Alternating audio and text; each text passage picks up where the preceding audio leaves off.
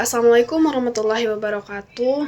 Perkenalkan, saya Rida Ulfia dari jurusan Tadris Matematika 4A. Baik, pada pembahasan ini saya akan menjelaskan mengenai sumber ajaran Islam secara ringkas, tapi tetap mencangkup keseluruhan materi kita.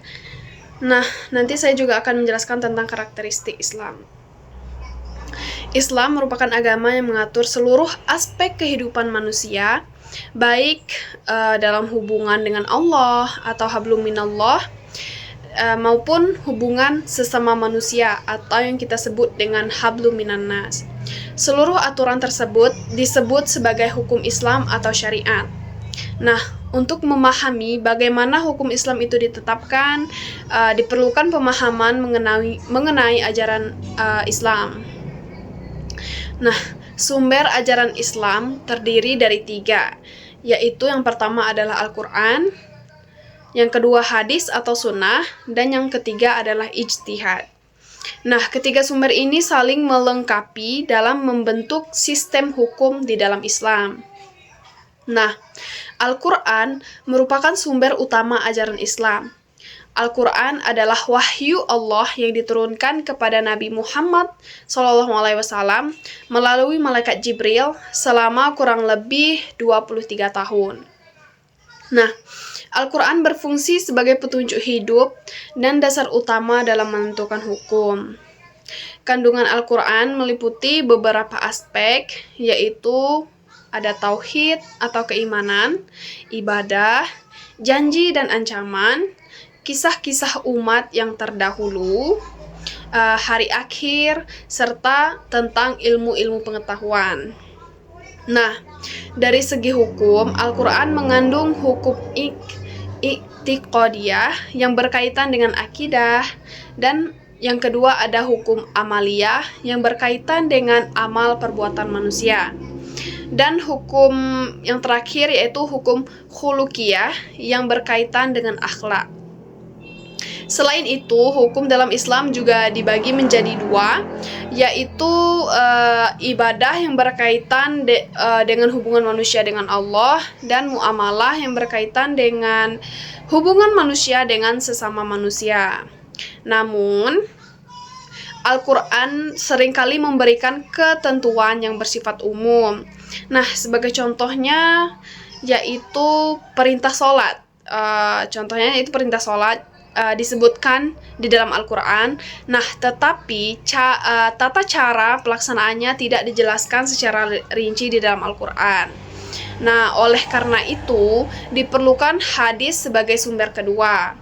Hadis atau sunnah adalah segala sesuatu yang berasal dari Nabi Muhammad, baik berupa ucapan, perbuatan, maupun persetujuan. Nah, hadis itu memiliki fungsi untuk memperkuat, menjelaskan, memberikan pengecualian, serta menetapkan hukum baru yang tidak terdapat di dalam Al-Quran, seperti itu. Nah, sebagai contohnya yaitu tata cara sholat dijelaskan di dalam hadis.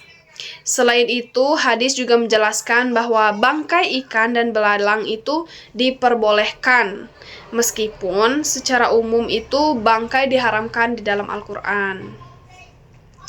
Baik, selanjutnya hadis itu dibagi menjadi beberapa macam, yaitu sunnah kauliyah, sunnah fi'liyah, sunnah takririyah, dan sunnah hammiyah.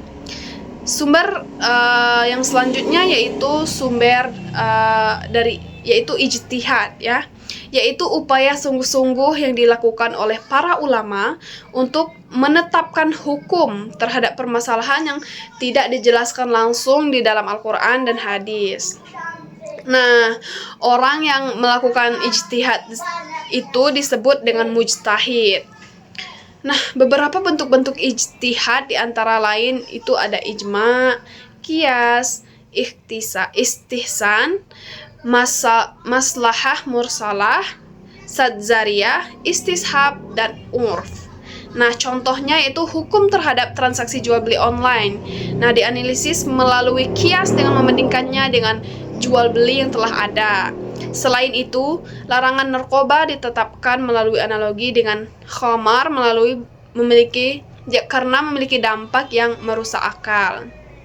Nah, selain sumber ajaran, Islam juga memiliki karakteristik, yaitu Rabbaniyah yang berarti bersumber langsung dari Allah, bersifat universal, syamil dan mutakamil yang berarti lengkap dan sempurna, dan al-basatoh yang berarti mudah dan fleksibel, al-adalah yang berarti adil, serta seimbang antara kehidupan dunia dan akhirat. Nah, Islam itu juga memiliki prinsip yang tetap namun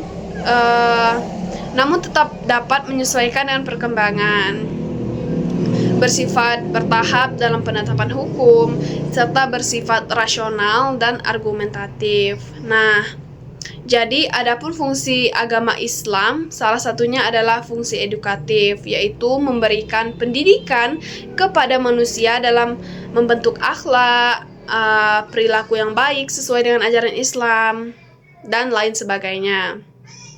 Nah, dengan demikian, Al-Quran itu sebagai sumber utama dan hadis sebagai penjelas.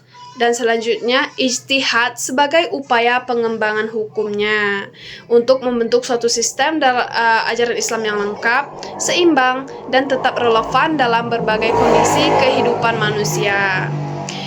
Baik, mungkin itu saja yang dapat saya jelaskan pada hari ini. Saya tutup. Assalamualaikum warahmatullahi wabarakatuh.